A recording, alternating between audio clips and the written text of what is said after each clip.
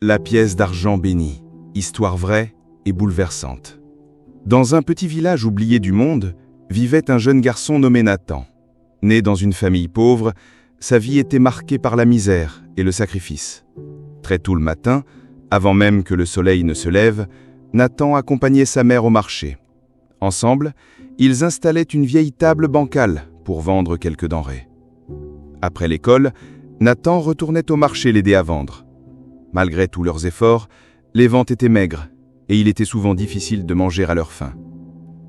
La vie était rude, mais elle devint encore plus cruelle le jour où sa mère tomba gravement malade.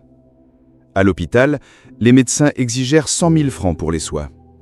Le jeune Nathan, la gorge nouée, les suppliait en pleurant « Je n'ai que 20 000 francs, aidez-nous, je vous en supplie !» Mais leur réponse fut froide et sans appel. Il courut partout, frappa à toutes les portes, chercha des petits boulots, pria, espéra, mais rien, aucun miracle. Quelques jours plus tard, alors qu'il errait à la recherche d'une aide, il reçut un appel sec de l'hôpital. « Jeune homme, viens prendre le corps de ta mère, elle est morte. » Nathan s'effondra. Ses jambes ne le portaient plus. « J'avais déjà perdu mon père, maman était tout ce qu'il m'en restait. Pourquoi, mon Dieu, pourquoi elle ?» Après l'enterrement, sa vie perdit tout sens.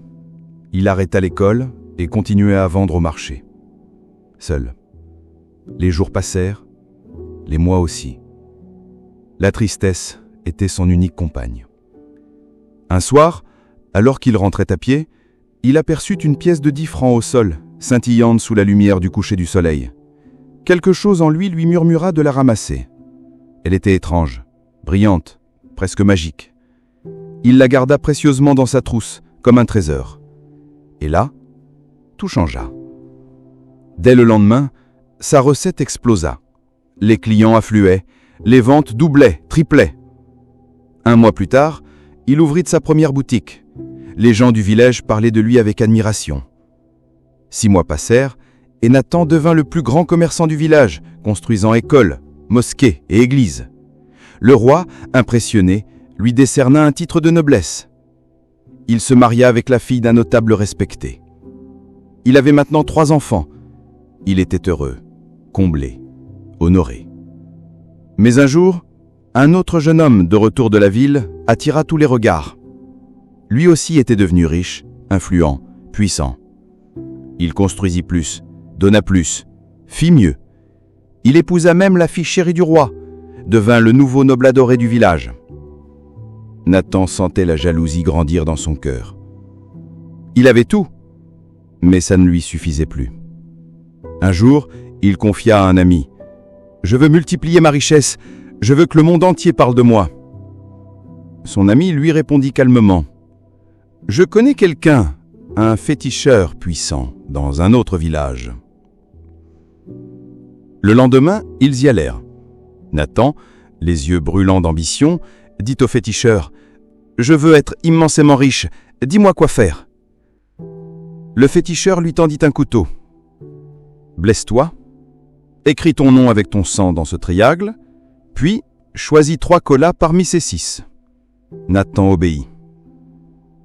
Le féticheur sourit et lui dit « Demain, un serpent viendra. Demande-lui la somme que tu veux chaque jour.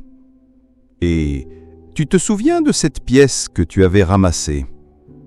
Nathan répondit « Oui, je l'ai toujours. » Le féticheur termina « Jette-la dans tes toilettes. » Ce qu'il fit. Le lendemain, il vit un serpent sur son lit. Pris de panique, il se souvint des paroles du féticheur. Il demanda au serpent « Donne-moi 1 milliard !» Le serpent obéit. Nathan était euphorique. Mais la joie fut brève. Quelques heures plus tard, un homme frappa à sa porte pour lui annoncer une terrible nouvelle. Sa femme et 2 de ses enfants venaient de mourir dans un accident. Le cœur brisé, il accourut vers le féticheur. « Pourquoi tu as fait ça ?» Le féticheur répondit froidement « C'est le prix à payer. Rien n'est gratuit dans ce monde. Plus la magie est grande, plus la souffrance est profonde. » Nathan, anéanti, choisit malgré tout de profiter de sa richesse. Il construisit des châteaux, épousa 4 femmes, mais aucune ne tomba enceinte. Il redevint le plus célèbre, le plus riche, distribuant de l'argent comme de l'eau. Il gâtait son seul enfant survivant. Mais un jour, après une sieste, il fit un cauchemar.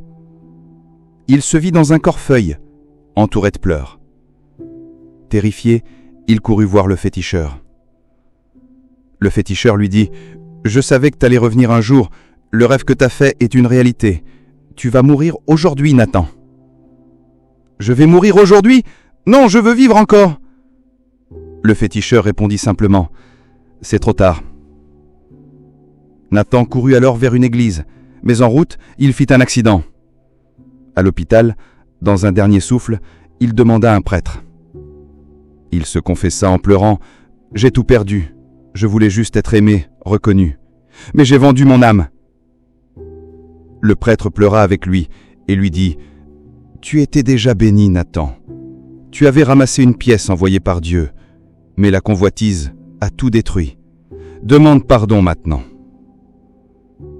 Nathan, repensant à son passé, pleura. Il demanda pardon à Dieu et mourut.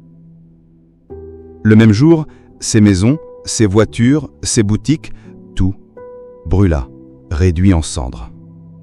Le jeune homme qui l'avait rendu jaloux, il mourut aussi ce jour-là.